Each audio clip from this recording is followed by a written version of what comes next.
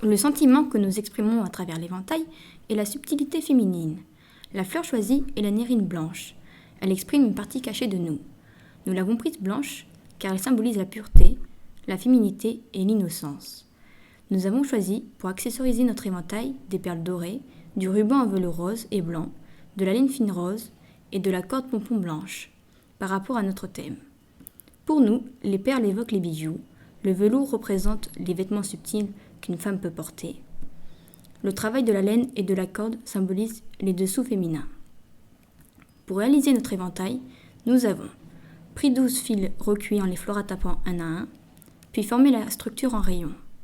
Une fois la structure faite, il faut tisser en alternant les fils pour avoir une répartition des matériaux et des couleurs, enfiler les perles dorées par 3 sur chaque fil, refaire le même travail de tissage et de perles. Une fois ce travail fait, il faut coller au bout de chaque fil une perle pour sécuriser.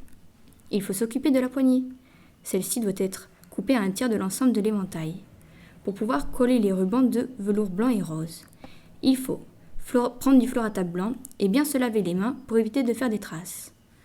Une fois floratapé, nous avons repris de la laine rose et nous avons enroulé le début de la poignée.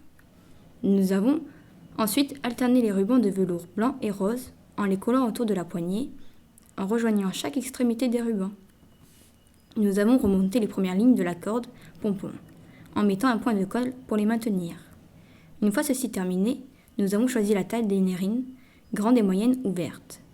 Nous les avons positionnées dans le rayon de la structure, en dépassant l'éventail, et nous avons positionné des boutons en suivant la forme de l'éventail au niveau de la poignée. Pour finir, nous avons mis du fixateur sur les fleurs. Notre éventail reflète la période égyptienne, en particulier celle de Toutankhamon. Le pharaon en possédait un avec des plumes d'autruche en panache, fixées sur la gorge en or, gravées des motifs d'une scène de chasse. C'est le plus ancien éventail retrouvé.